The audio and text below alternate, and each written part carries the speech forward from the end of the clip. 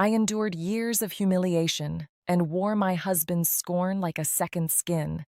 But the day he insisted I sign a $100,000 Post-Nup to bring his 22-year-old assistant into our home, he stabbed me in the back by trying to evict me that afternoon. I smiled and took his contract to the kitchen table and updated the corporate register with the very signatures he bragged about in the drawing room. I am not the helpless wife they assume. My name is Anna Mitchell, and I am 33 years old. Before I reveal exactly how I dismantled their lives, let me know where you are watching from in the comments below. Hit like and subscribe if you believe toxic people always get what they deserve. But to understand how they ended up with absolutely nothing, we have to go back to the first time I pretended not to know how rich I really was. I met Richard Hale at a networking dinner for entrepreneurs. He was charming in a blunt way, too sure of himself, the kind of man who laughed louder than his jokes were funny. We married 2 years later in a backyard ceremony because his mother, Evelyn, insisted on my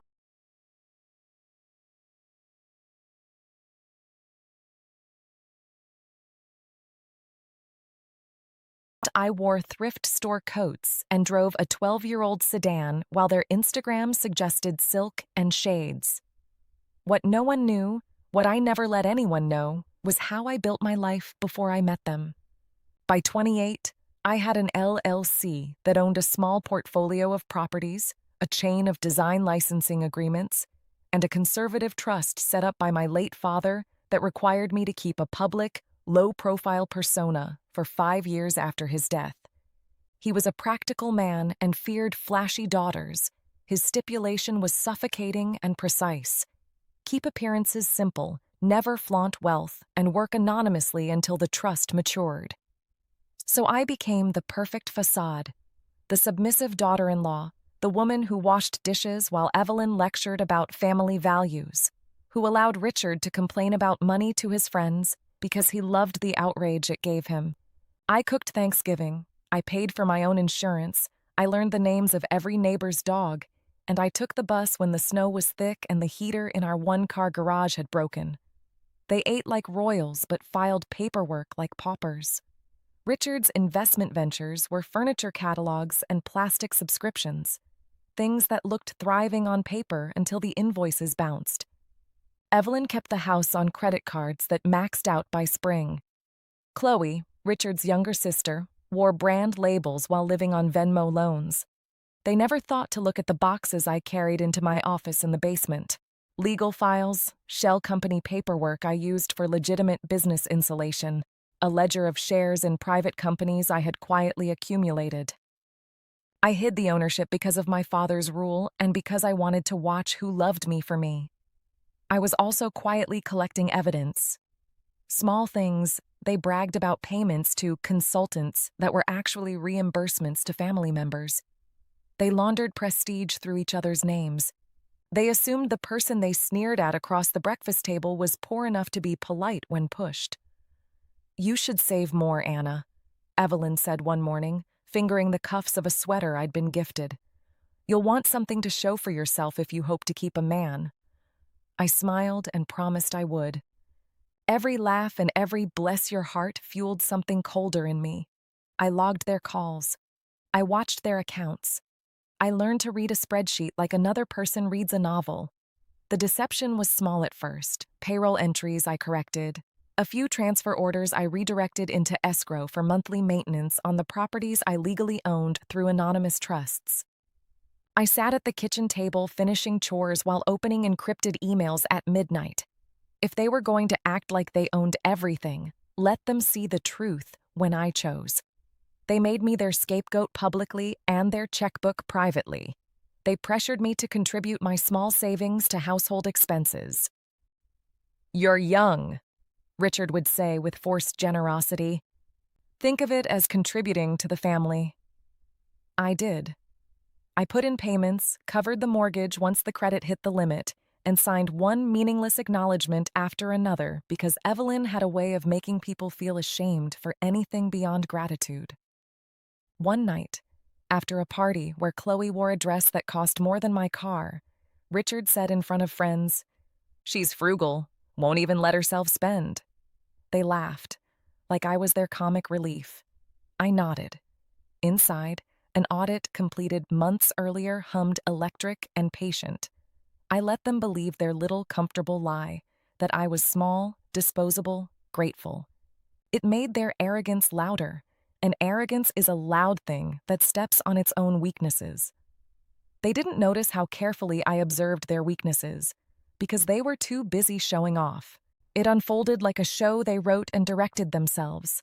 Richard, drunk on another failed big idea, decided he needed to legalize his mistress's presence in the house. Becker and Hale, his pet name for the imaginary future company, required proof of stability, that is, property, a house to claim, an established wife who would sign and look submissive on paper. Chloe was infatuated with the idea of being the glamorous sister-in-law. Evelyn wanted status. Richard wanted a fairy tale without consequence. Their plan was obscene in its simplicity. Convince me to sign a post-nuptial agreement that would reassign large swaths of marital property and personal assets into categories they could cash out quickly. Then quietly file an eviction under an obscure clause Richard claimed was standard for wives who refuse to adapt. They thought a legal document signed in ignorance would be an iron lock. They planned to proof the lock with staged video and sympathetic neighbors who would say I was always too proud and cold. They rehearsed the insults, the performances of hurt when their mistress Lara, who was 22 and very practiced at playing innocent, would walk in and look shocked at my supposed poverty. Chloe practiced her gaslight lines with the precise cruelty of a practiced actress. We gave you everything and this is how you repay us? Evelyn practiced the moral indignation. A woman must know her place. I learned of this through Chloe's texts. Chloe grew careless when she thought the prize was near and started typing without thinking. In blue bubbles and emojis, she sent receipts, screenshots of a fake business valuation they planned to present as evidence that the house belonged to marital property exclusively.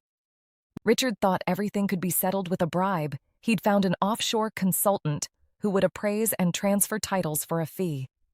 The arrogance in their plan was total. They believed paperwork crushed truth, that a slick attorney's letter would silence me. They assumed I had nothing but domestic sweat to offer in return. So they set the date, Thanksgiving. It was perfect. A family gathering, a legal stamp, a ceremonial eviction after dinner that would humiliate me among relatives.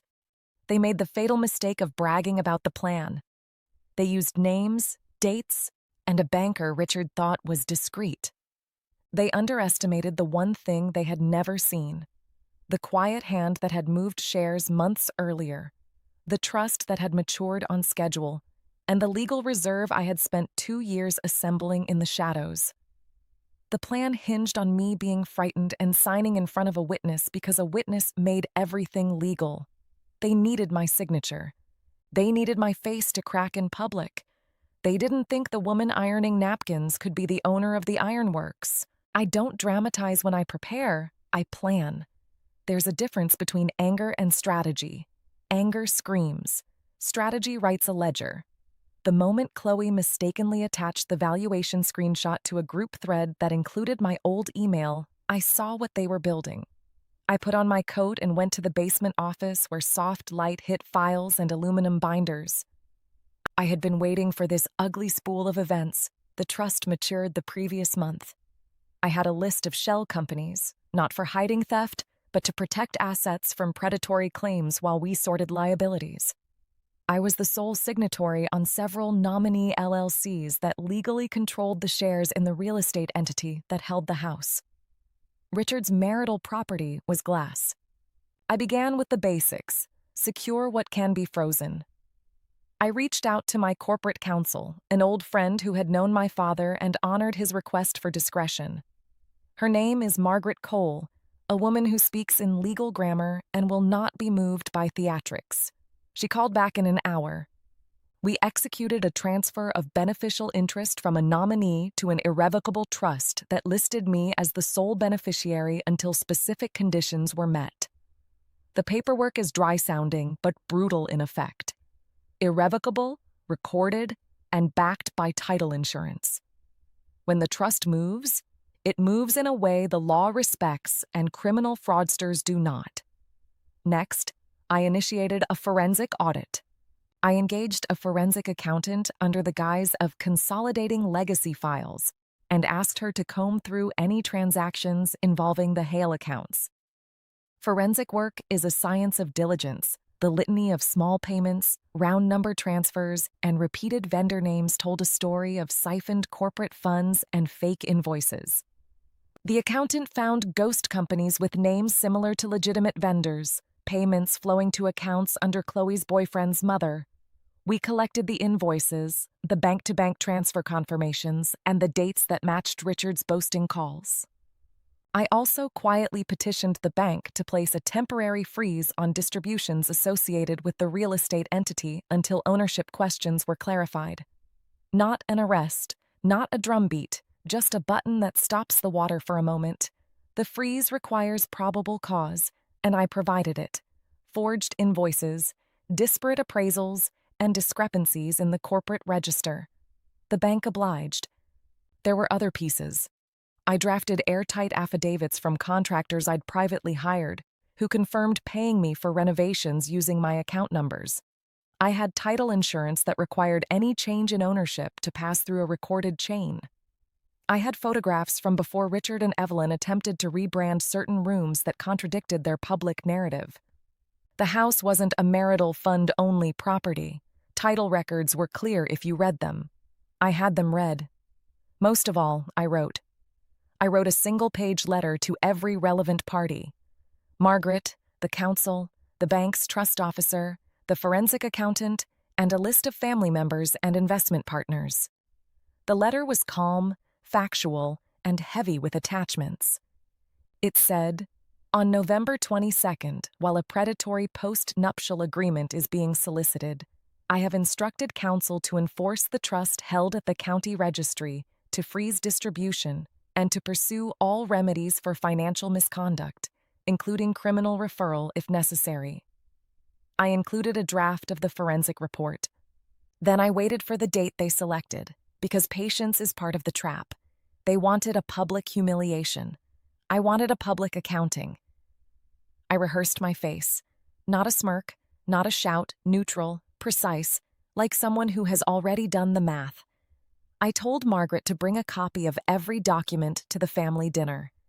I told the accountant to be prepared to speak to journalists if necessary. I arranged for the property manager to have eviction paperwork and to be ready to serve notices not on me but on them if they attempted to remove fixtures or transfer titles without my consent. I also took a less legal, more personal step. I set the table the way my mother taught me. Place settings aligned, napkins folded. There is a message in domestic calm. It says, "You will not steal my dignity with your noise." Then I went upstairs and made coffee. It tastes better when you know you've done the hard part. Thanksgiving was loud with fake gratitude and the hum of imagined fortune. Richard had cooked the turkey like a man who believed victory tastes like applause. Evelyn had a face polished for pity. Chloe had a dress to match a photogenic smile. Lara arrived late, clinging to a tote bag with a designer label and an expression practiced for surprise. They had assembled witnesses, extended cousins who mattered socially, a pastor who owed a small kindness, and their appraiser, a brash man with a tie so bright it seemed to glow with incompetence. The plan was ceremonial. Request my signature, present the post-nup as however necessary, and stage an immediate eviction due to a breach they would invent on the spot. I listened to them with a placid silence. They made the mistake of describing the steps out loud. Once she signs, the house goes into the retirement trust and we can refinance, Richard crowed. He drank his wine like it absolved stupidity. At the appointed moment, they rose like a chorus and announced the need to finalize paper. Evelyn placed a sheaf of documents on the table and smiled at me like a woman about to hand a curtain over a window. "It's just a formality, Anna, for the security of everyone," Sign here." Chloe nodded enthusiastically. I stood up, folded my napkin. "Richard," I said softly, "I've always been proud we could host this family. But before anyone asks me for anything, there are a few things to resolve." The room stilled. A turkey knife paused midair. The pastor blinked. Richard's face scraped with a new color, curiosity edged with fear. Margaret rose from where she had been politely seated along the wall with an extra plate. She was calm and buttoned in a way that made her look like the kind of lawyer people used to whisper about. I tapped the envelope at the center of my palms and set it on the table. "I've been advised," Margaret said in her clear voice, "that several transactions involving the marital accounts and related entities are under forensic review. I represent Ms. Anna Mitchell, beneficiary of the Mitchell Irrevocable Trust. Please note that an injunction has been filed to freeze certain distributions pending this review. Additionally, title records indicate transfer of beneficial ownership from nominee LLCs occurred last month, naming Ms. Mitchell as beneficiary under an irrevocable trust." Chatter started like a nervous spill. "What are you saying?" Evelyn hissed. "You can't. These are family matters." "This is not a family matter," Margaret said. "This is a matter of law." I could feel the air press on my chest, but my voice was steady, distant as radio. "Everything you plan to say, it's attached." I slid copies of the forensic report and the recorded transfers across the polished oak. They had the look people get when they realize their wardrobe has a hole in the seam. Richard lunged forward. "Anna, listen, this is ridiculous. We drew up." "You attempted," I said. "And you attempted to make false invoices to cover transfers out of corporate accounts that should have been used for business expenses. You made payments to ghost companies and to accounts under third parties without legitimate contracts." Chloe's face lost color. "That's not true. Chloe," the accountant said, and it was clinical, not cruel. "We have bank confirmations tied to your sister's boyfriend's family accounts. There are repeated deposit patterns and manufactured vendor names. These are consistent with embezzlement and money laundering mechanisms." They gaped. Evelyn began to cry, then switched to outrage. "You would make such accusations on Thanksgiving?" she shrieked. I moved quietly. "I would make these accusations at a board meeting, in a courtroom, or at a holiday dinner. The law doesn't care whether it's November." I let the finality hold like ice. Margaret produced the bank freeze order. The bank had placed a temporary hold on any disbursements pending the forensic result. The appraiser Richard had hired paled when he saw the chain of custody. The Post-Nup lay suddenly impotent in Richard's hand, a matryoshka doll of falsification when set against recorded trust deeds and irrevocable transfers. Then I did the thing that collapsed the table like a magician dropping a mirror. I signed my name in the corporate register, not as a wife, but as the controlling beneficial owner of the entity that owned the house. I did it neatly, with the flourish of someone who had been signing for years. "Here," I said, sliding a certified copy across. This is illegal," Richard stammered. "It is legal," Margaret said, "and documented. The transfers were recorded and notarized. The marketing valuations you intended to use to confiscate the property were manufactured." Evelyn screamed, "You traitor!" as if I had stabbed the family by telling the truth. Chloe started to beg in that instant beginning of regret way people do when they realize the wave is coming and they have no surfboard. We called the county title office. A clerk confirmed on speakerphone that the chain of title reflected the trust documentation. The bank's trust officer confirmed a hold. The forensic accountant explained the pattern of transactions and said, calmly, that they would be forwarded to the district attorney for criminal review. The room smelled of turkey and the metallic tang of panic. Lara, the mistress, stood there like a paper doll, realizing she was made of something flammable, beautiful, but combustible. She asked, whimpering, "But I thought—" "You thought you were marrying security," I said. "Security is not a word you can borrow when you build it on lies. Richard's attempt to salvage the night by appealing to family sentiment was drowned by a polite knock at the door. An officer from the bank's legal team stood there with an official envelope and a quiet expression. He handed a copy of the asset freeze notice to Richard, then looked at Evelyn. "We will be conducting a full audit," he said. "We advise cooperation." They begged. Chloe tried to hug me. "Please, Anna, we can fix this, we can." She sounded like a child confessing in a dark closet. I stepped back. "I have fixed what needed fixing," I said. "Your mistakes were never clerical. They were moral." Richard lunged, fingers curled, but Margaret put her palm on his forearm like iron, and the movement stopped. "We will pursue restitution," she said. "You will have to answer for the transfers in civil court and the DA's office. For now, the property is secure under Ms. Mitchell's trust." The room dissolved into a collage of cries and frantic plans to call lawyers and friends. Someone suggested offering me money as if that could patch the hole they had made. I shook my head. "Money is not the point," I said. "Trust is." They had been jostling my identity like a cheap coin. At the sound of that, silence fell in a way that felt like a verdict. They were not humiliated by my financial superiority. They were rattled by the idea that I had the agency to dismantle them, calmly and publicly, without raising my voice. I left the dinner with the calmness I reserve for bone-deep decisions. I took my keys, my coat, and my mother's advice that a good exit is a thing of art. They stayed with the debris of their plans. The days afterward were a messy soup of apologies that tasted like vinegar. Evelyn called first, then Chloe, then a string of desperate numbers I'd saved but never dialed in the past. Richard texted and then called until his voice curdled into threats and then into silence. They came to my door asking for mercy.